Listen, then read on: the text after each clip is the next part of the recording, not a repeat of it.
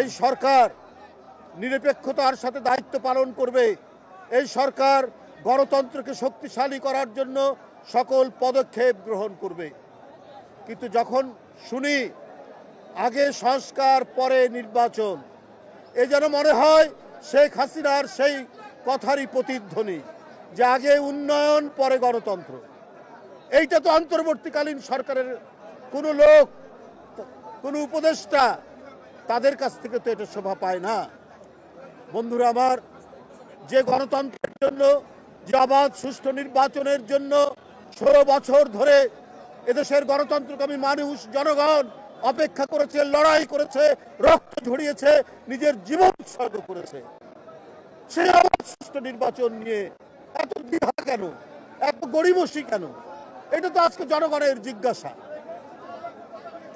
এটা কি কোনো অন্যায়? অন্তর্বর্তীকালীন সরকার গণতান্ত্রিক আন্দোলনের ফসল। গণতন্ত্র মানে আলোচনা হবে, সমালোচনা হবে, যারা সরকারে থাকবেন তারা সেইটি গ্রহণ করবে। সরকারের প্রশাসন যদি নিরপেক্ষভাবে কাজ না করে তো তার জন্য কি কোনো সমালোচনা করা যাবে না? তাহলে কিসের ভয় দেখান যে 1/11 পুনরাবৃত্তি হবে? আমরা সকল ঘটনা অতিক্রম করে বুক চিতিয়ে লড়াইয়ের রাজপথে বছরের পর বছর আমরা থেকেছি, কিন্তু আমাদের কথা হলো গড়িমসি কেন? কেন ডেডলাইন নেই? কেন হাসিনার কথার পুনরাবৃত্তি হবে যে আগে সংস্কার পরে নির্বাচন, হাসিনার মতো আগে উন্নয়ন পরে গণতন্ত্র? আমরা তো এই কথা শুনতে চাই না।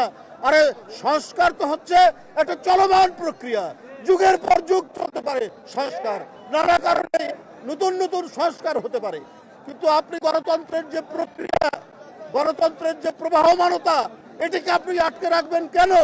তাদের আচরণের মধ্যে যদি নিরপেক্ষতার কোনো চিহ্ন না থাকে, আমরা এই শুনেছি যে উপদেষ্টাদের মধ্যে থেকে চেষ্টা করা হচ্ছে যে একটা কিংস পার্টি করার।